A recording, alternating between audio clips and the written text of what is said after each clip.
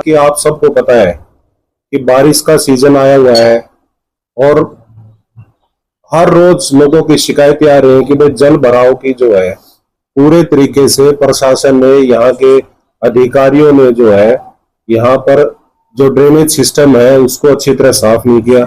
यदि बारिश हो जाती है, अंडरपास जो है उसमें पानी भर गया, तो उसका क्या इन्होंने समाधान ये निकालेंगे, उसके लिए बुलाई है।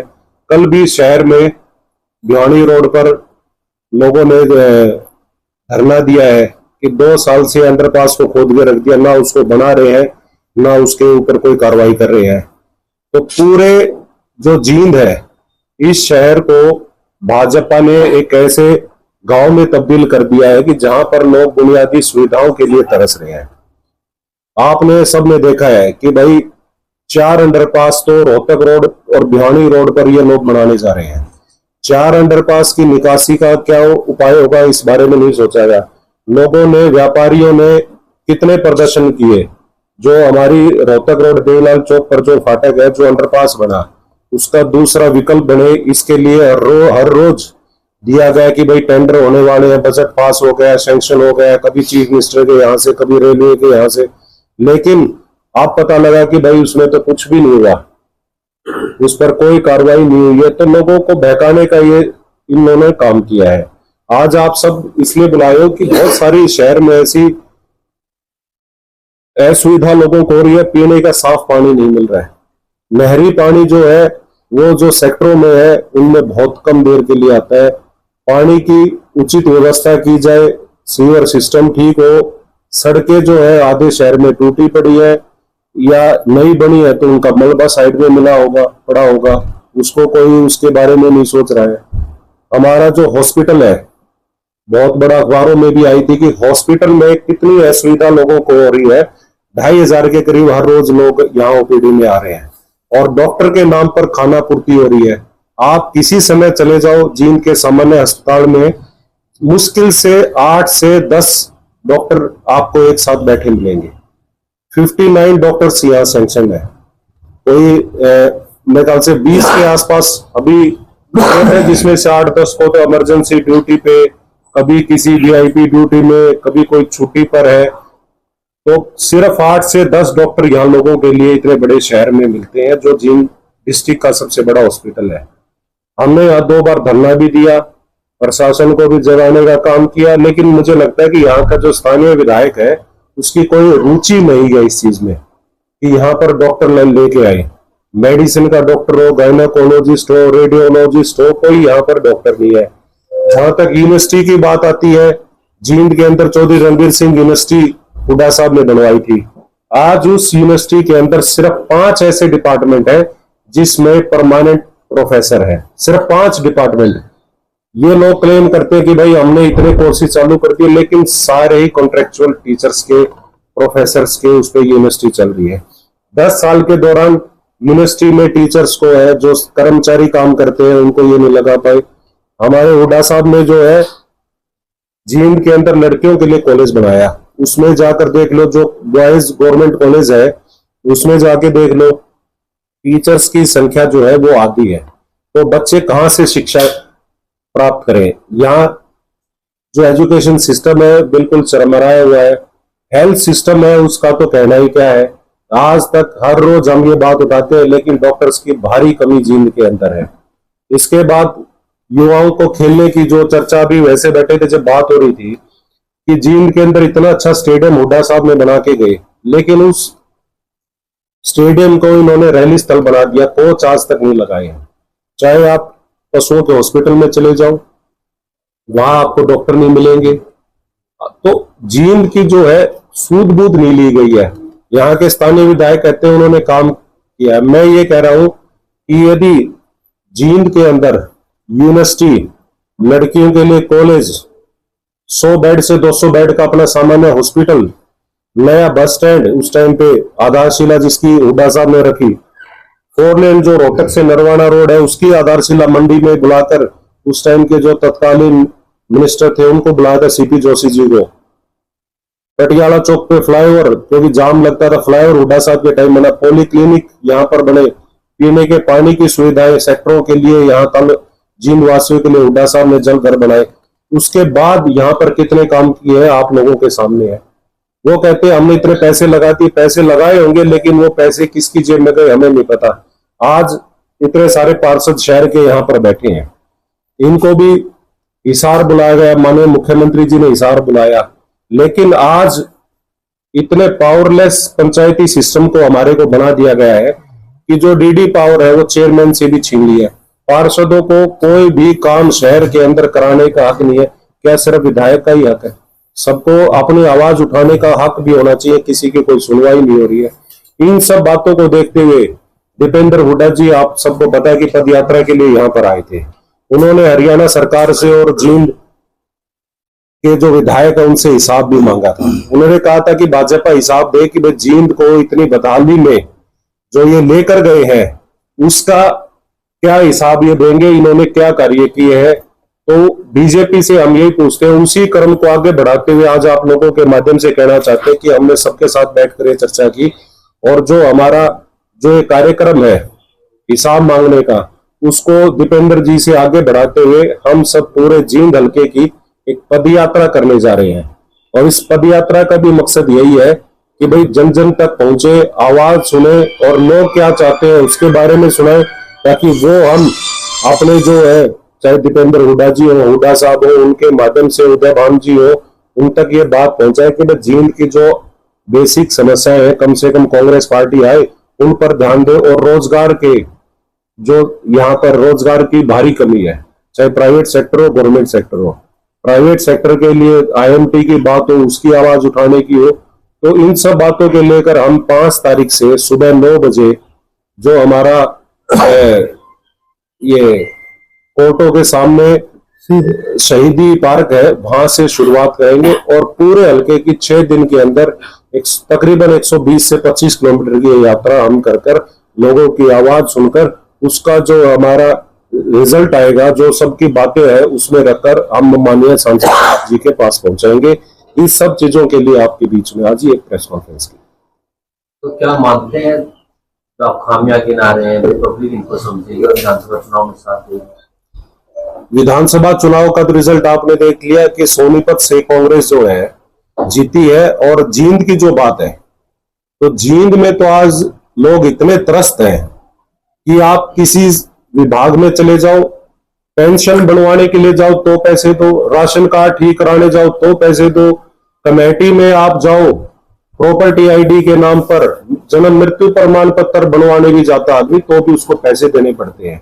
तहसीलदार के दफ्तर में चले जाओ, लोग कॉलोनियां काटते हैं, लेकिन यदि सही आदमी जाता है और उसको रजिस्ट्री करानी है तो बिना पैसे उसके रजिस्ट्री नहीं करते हैं। ये सारा पैसा इकट्ठे यहाँ पे किसकी जेब में जा रहा है? जो बेसिक चीजें हैं जिसको कहते हैं कि बुनियादी सुविधाएं कम से कम लोगों को मिले। जब लोग टैक्स हाउस टैक्स भरते हैं, बुनियादी सुविधाओं के लिए हमारा शहर तरस रहा है। इन सब चीजों के लिए हमारी ये बात है। आप कह रहे हैं शहर में विकास नहीं हुआ, लेकिन जींद विधायक ने कुछ दिनों पहले प्रेस वार्ता करके शहर के सैकड़ों विकास बनवाए थे, हमने बहुत ज्यादा पैसा दिया। जो क्या पेरिस बता दिया, इस बात के लिए तो धन्यवाद। लेकिन मैं आपसे पूछना चाह रहा हूँ, जो चीजें मैं गिना रहा हूँ, रोहतक रोड है उसको 4 लेन हुड्डा साहब ने किया, गोहाना रोड को 4 लेन हुड्डा साहब ने किया, नरवाना रोड को हुड्डा साहब ने 4 लेन किया, भिवानी रोड को 4 लेन हुड्डा साहब ने किया। लड़कियों के लिए कॉलेज अलग से हुड्डा साहब ने बनाया, यूनिवर्सिटी चौधरी रणबीर सिंह यूनिवर्सिटी हुड्डा साहब ने बनाई, स्टेडियम नया हुड्डा साहब ने बनाया, बस स्टैंड को बाहर शहर से बाहर लेके गए, उस टाइम हुड्डा साहब ने उसको पास करके उसकी आधारशिला, जो जींद जो रोहतक से और नरवाना तक 4 लेन की उसकी आधारशिला हुड्डा साहब रखे गए। पॉलिक्लिनिक यहाँ बनाया, नए हुड्डा के सेक्टर हुड्डा साहब के टाइम में ही कटे, पीने का पानी यहाँ आया, जींद से सोनीपत को रेल मार्ग से जोड़ने का काम हुड्डा साहब ने किया। अब ये बता दिए, काम गिना दिए मैंने। हर्बल पार्क जिसमें आज हजारों आदमी सुबह शाम जो है बच्चे हमारे युवा बुजुर्ग सैर करते हैं, वो हुड्डा साहब ने बनाया। इन चीजों को छोड़कर इन्होंने बता दो क्या बनाया, तो फिर मैं आपसे पूछूंगा कोई शिक्षा का इन्होंने इंस्टीट्यूट बनाया हो वो बता सकते हो आप? 100 बेड से 200 बेड का हुड्डा साहब ने हॉस्पिटल बनाया, जिसको इन्होंने ऐसा लावारिस छोड़ दिया कि उसमें जनरेटर उठाने के लिए भी यहाँ ट्रेन बुला ली थी विद साहब ने। तो आपको पता है कि कई साल पहले जब 400 केवी का जनरेटर जो आज पूरे हॉस्पिटल को चलाता है, उसको क्रेन पर लटका हुआ था, उसको नीचे हमने उतरवाया था। मेडिकल कॉलेज कहते हैं कि मेडिकल कॉलेज बन रहा है चीन में, और यूनिवर्सिटी में LLB है, LLM विधायक जी कहते हैं कि मेरे प्रयासों से आई है।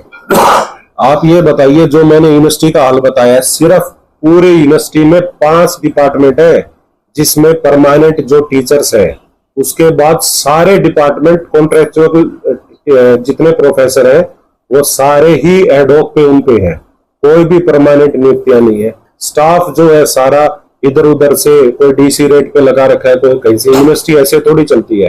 कॉलेजों का भी यही हाल है। मेडिकल कॉलेज की बात है, 10 साल में पूरा मेडिकल कॉलेज अभी तक तैयार नहीं, अभी तो बहुत समय लगेगा। पीने का पानी की सुविधा बस स्टैंड पे आज तक ये लोग नहीं कर पाए। पीने की पानी की सुविधा कहाँ है बस स्टैंड पे, ये आज तक नहीं कर पाए। 1200 फुट पर तो ये ट्यूबवेल खोद कर, क्या इनकी जानकारी में नहीं थी कि लोगों को पानी भी चाहिए बस स्टैंड पर पीने के लिए? वो कहाँ गए? ये लोग कह जरूर रहे हैं लेकिन काम कहीं नहीं किए। यदि लोगों को जींद के अंदर कुछ देखने को मिलता है तो भ्रष्टाचार के अलावा कुछ नहीं मिलता। विधायक जी कहते हैं जब कांग्रेस की सरकार थी तब भंडोरा से एंट्री करते ही पता लगता जींद शुरू हो गया, उधर जब लाखनवादा क्रॉस करते ही पता लगता जींद शुरू हो गया। अब बहुत अच्छी सड़क है भाई साहब, ये 4 लेन हुड्डा साहब ने इसकी आधारशिला रखी। नई अनाज मंडी के अंदर पूरी रैली हुई थी, डॉक्टर CP जोशी आए थे, इसके आधारशिला वो रखे गए थे और काम शुरू हो गया था हुड्डा साहब के टाइम पे। इन्होंने उसको पूरा करने का काम किया। इसके बाद कोई और इन्होंने नई चीज जींद के अंदर की, IMT की यहाँ जरूरत है। IMT के हमेशा ये बात करते थे लेकिन आज तक यहाँ पर IMT नहीं आई है। एक छोटी सी बहुत पुरानी IMT है जिसमें 20 एक फैक्ट्रियां हैं।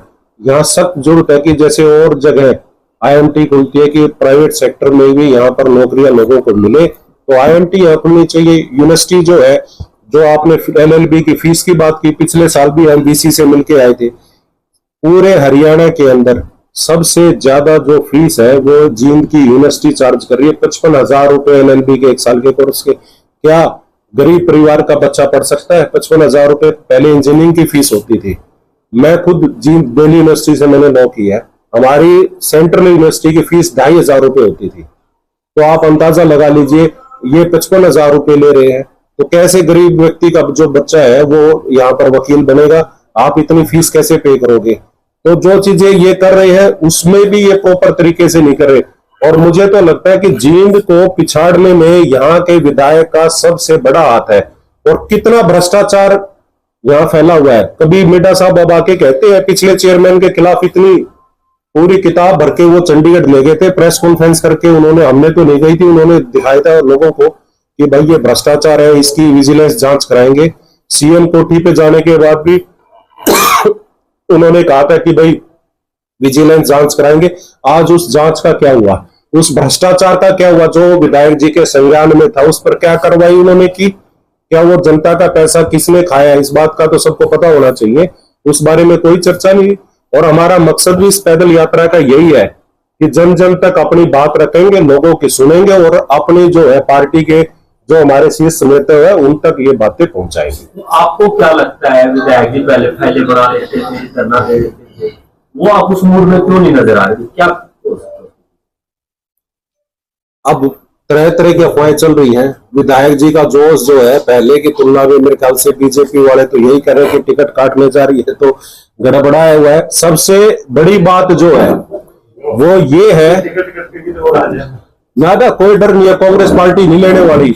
सबसे बड़ी बात जो मैं कह रहा हूं, जींद के लोग हर रोज फेस करते, जो हमारे पास भी शिकायतें आती है। मैंने जिस दिन दीपेंद्र जी आए थे उस दिन भी बात उठाई थी। एक छोटी सी बात है कि जो मजदूर की कॉपी बनती है उसमें नाम दर्ज कराने के लिए भी मैंने तो 6,000 रुपए बताए थे, लेकिन जनता ने बीच से आवाज उठाई कि 10,000 रुपए लगते हैं। गरीब व्यक्ति को यदि उसमें मजदूर वाली कॉपी में नाम चढ़ाना, दर्ज कराना है तो 10,000 रुपए की रिश्वत दो, जब उसको कुछ फैसिलिटी मिलेंगी। तो ये हाल इन्होंने कर रखा है। राशन कार्ड आप नहीं बनवा सकते, BPL कार्ड। यदि आपको अपनी कमेटी में जाना पड़े, जन्म मृत्यु प्रमाण पत्र पर लोगों को पैसे देने पड़ रहे हैं, इससे बुरा हाल क्या हो सकता है? आप कहां पे ट्रांसपेरेंसी है? और ये सारा पैसा इकट्ठा होकर किसकी जेब में जा रहा है? हम तो हर रोज पूछते हैं ये बात। और जो तहसीलदार के दफ्तर में रजिस्ट्रियां क्यों नहीं होती है? आप 150 रजिस्ट्री करते हो, कितने फ्री में करते हो? आप खुद सर्वे कर लो। क्या हाल है? जींद का बेड़ा कर दिया है। चिकित्सा का बेड़ा गर्क इन्होंने कर दिया। यहाँ पर एजुकेशन सिस्टम यहाँ बिगाड़ दिया इन्होंने। सड़कें यहाँ नहीं है, बुनियादी सुविधाओं के लिए लोग तरस रहे हैं। जितने सेक्टर है आप लोगों से पूछ लो, जहां पे कॉलोनियों में पानी जाता है आपको ये कहेंगे सीवर का मिला हुआ पानी मिलता है बीच में। तो ये हाल यहाँ जींद का करक है। सहवाग जी, भाखड़ा पानी कह रहे हैं, भाखड़ा का पानी आएगा वो 400 करोड़ रुपए सुनते हैं हम तो। पानी कब आएगा उसके बारे में नहीं पता, बस अखबार में आएगी तो ये आएगी भाई इतने करोड़ की चीज जींद में आई है। कहाँ लगी, कैसे लगी, ये नहीं पता है। सफीदो रोड जो है, पूरा रोड जो है सफीदो, उस रोड पे आपको पता सफीदो गेट से लेके स्टेडियम तक, पुल तक, ये रोड जो है अपना तारकुल का होता था, उसको हटा के इन्होंने उस पर टाइलें बिछाई। कोई रोडों पे टाइलें बिछाता मेन रोडों पे, फिर टाइलें ठीक नहीं लगी, उन टाइलों को उखाड़ दिया, फिर उन्होंने रोड बना दी। अब रोड ऐसे है डिसबैलेंस जिसको बोलते हैं कि रोड जो है उसमें जैसे घुमावदार रोड जब होता है तो उसमें दो फोर्सेस काम करती है, रोड को ऐसे टिल्ट करते हैं, सेंट्रीफ्यूगल सेंट्रीपिटल, दो फोर्सेस काम करती है। तो रोड ऐसे है, कब एक्सीडेंट हो जाए आपको नहीं पता। बीच में डिवाइडर थे वो हटा दिए, वो टाइलें कहां गई, कौन खा गया, किसकी टाइलें थी यही नहीं पता है। सारा अंधेर नगरी वाला काम हो रखा है कि पैसे लाओ ऊपर से अखबार में दो और उसको लूट के ले जाओ। कौन लूट रहा है इस बात की हम बीजेपी वालों से हिसाब मांगना चाहते हैं। सहवाग जी, राजनीति में सब कुछ पॉसिबल है। कल को विधायक डॉक्टर कृष्ण मिड्ढा कांग्रेस में आपको भले ही उनको टिकट ना मिले, लेकिन आप स्वागत तो करेंगे ना? बिल्कुल नहीं करेंगे। ऐसे व्यक्ति जिस पर सारा शहर ये कहता है कि उसने जींद को पिछाड़ने में कोई काम नहीं किया, हम क्यों स्वागत करेंगे? ये बात तो वीरेंद्र सिंह के लिए भी होती थी कि वीरेंद्र देखो कौन ज्वाइन करता है, ये हमारे मसले की बात नहीं है। हमने जींद की आवाज की, जींद की बात की है। जींद के आपकी पार्टी हमारी बड़ा हो रहा है संगठन, बात ये नहीं है, बात ये है कि जिसकी जो टिकट कटे वो कांग्रेस में आ जाए, काम करे, शुरुआत करे शुरू से, जैसे और साथियों की है। अब कमल चौहान जी है, सारी जिंदगी कांग्रेस पार्टी में, इनको अनदेखी थोड़ी कर सकते हैं। धर्मपाल प्रधान जी है, तो जो पार्टी के लोग हैं उनकी अनदेखी थोड़ी होगी। लेकिन उससे बड़ी बात यह है कि भाई सवाल ये है कि भाई जींद की अनदेखी यहाँ के विधायक क्यों कर रहे हैं? इतना भ्रष्टाचार फैला हुआ है, इसके ऊपर क्यों नहीं कार्रवाई की? यहाँ के लोगों को डॉक्टर्स की जरूरत है, उस पर डॉक्टर लाने का प्रयास क्यों नहीं किया गया? हमारे सवाल ये है। सर जींद के अंदर जनता देवी मंदिर है, उसके अंदर संग्रहालय है, उसको करनाल शिफ्ट कर रहे हैं। जींद के साथ ये नाइंसाफी करनाल शिफ्ट करने जींद के सिर्फ संग्रहालय की नाइंसाफी नहीं हुई मैम, यहाँ नाइंसाफी हर उस व्यक्ति के साथ हो रही है जो सरकारी हॉस्पिटल में उम्मीद के साथ जाता है और फिर उसको प्राइवेट हॉस्पिटल में भेज दिया जाता है। ये नाइंसाफी हो रही है। ये नाइंसाफी यहाँ के युवाओं के साथ भी हो रही है जो पढ़ने के लिए यूनिवर्सिटी में आता है लेकिन उसको यहाँ पर प्रोफेसर नहीं मिलते। उसके साथ नाइंसाफी जब भी हो रही है जब उससे लॉ के लिए 55 हजार रुपए फीस ली जा रही है। लड़कियां जो हमारी बहनें पढ़ने आती हैं, जब क्लासरूम में टीचर नहीं आता, नाइंसाफी वहां पर भी हो रही है। तो इन सब चीजों के लिए आज हमने ये प्रेस कॉन्फ्रेंस बुलाई है और 5 तारीख को आप सब इनवाइट हो। हमारी पदयात्रा, हम 1 हफ्ते की 6 दिन की ये पदयात्रा शुरू करने जा रहे हैं और इस पदयात्रा का भी मकसद यही है कि जींद के जो आवाज को उठाए, जींद की बात रखे और लोगों की समस्याओं को अपने नेताओं तक पहुंचाए। वहां से शुरू